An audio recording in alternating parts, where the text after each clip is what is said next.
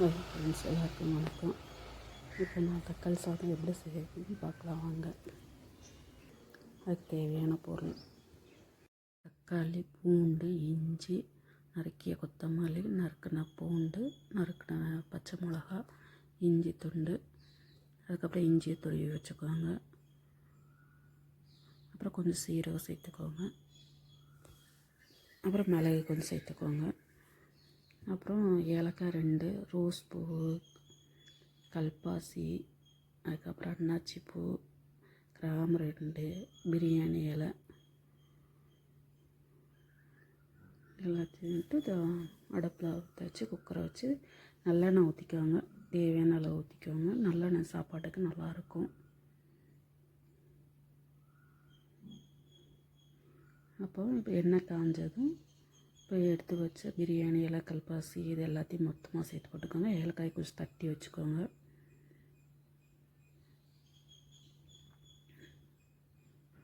அதுக்கப்புறம் பூண்டு, அப்புறம்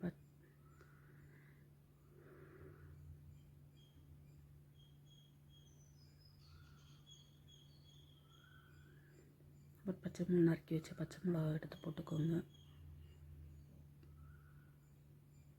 அப்புறம் துருவின இஞ்சி, அப்புறம் நறுக்கி வச்ச கொத்தமல்லி தழை எல்லாத்தையும் சீரகம், மிளகு எல்லாத்தையும் போட்டுக்கோங்க. எல்லாத்தையும் போட்டு பிடிச்சதுக்கப்புறம் கொஞ்சம் கிளறி விடுங்க. பூண்டு கொஞ்சம் கால்வாசி வெந்திருக்கணும், அப்போ அது நல்லாயிருக்கும். கொஞ்சம் ஒரு 2 நிமிஷம் வதக்கி விட்டுக்கோங்க.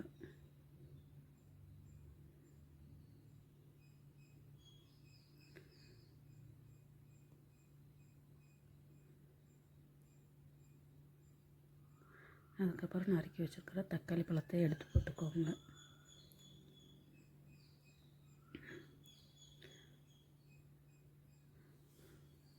தக்காளி பழம் கொஞ்சம் நல்லா வதங்கணும். வதங்கினா தான் கொஞ்சம் சாப்பாடுக்கு அந்த திப்பியாக இல்லாமல் நல்லாயிருக்கும்.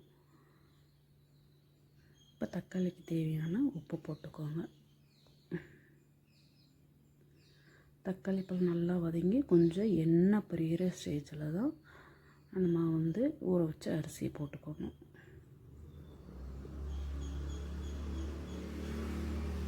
அது வரைக்கும் தீயை கொஞ்சம் மீடியமான இதில் வச்சு வதக்கி விட்டுக்கோங்க.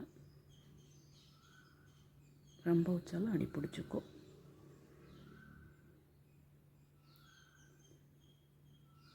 இந்த ஸ்டேஜில் தான் அரிசி எடுத்து போட்டுக்கோங்க.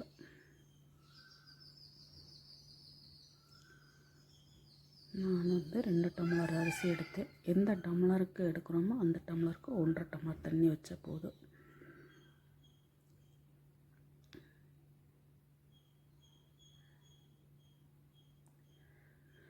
இப்போ தண்ணி ஊற்றிட்டு எல்லாத்தையும் ஒரு மிக்ஸ் பண்ணி விட்ருங்க. பண்ணி விட்டு இப்போ நம்ம அரிசிக்கு தேவையான அளவு மட்டும் உப்பு போட்டுக்கோங்க. ஏற்கனவே தக்காளிக்கெல்லாம் நம்ம போட்டுட்டோம், அதனால் இப்போதைக்கு அரிசிக்கு மட்டும் தேவையான அளவு உப்பு போட்டுக்கோங்க.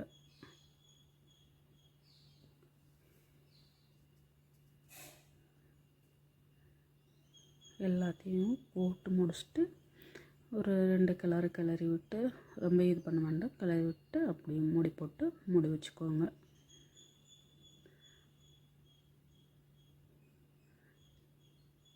நான் எப்போதுமே வெயிட் அந்த கேஸ் வெளியில் வந்ததுக்கப்புறம் தான், ஏதாவது அடைச்சிருந்தா கூட வெளியில் வந்துடுறதுனால அதுக்கப்புறம் தான் நான் வெயிட் போடுவேன். இப்போ வெயிட் போட்டு ஒரு 2 விசில் மட்டும் விட்டால் போதும். அதுக்கு தேவையான தயிர் பச்சடி செஞ்சுக்கலாம். வெங்காயம், கொஞ்சம் கேரட்டு துருவி வச்சுக்கோங்க. 2ஐயும் மிக்ஸ் பண்ணி தயிரோடு ஊற வச்சுக்கோங்க. அப்புறம் அந்த வெங்காயத்துக்கு தேவையான கொஞ்சமாக உப்பு போட்டுக்கோங்க. விசில் அடங்கிருச்சு. இப்போ ஓப்பன் பண்ணி பார்க்கலாம். தக்காளி சாப்பாடு சூப்பராக இருக்குது.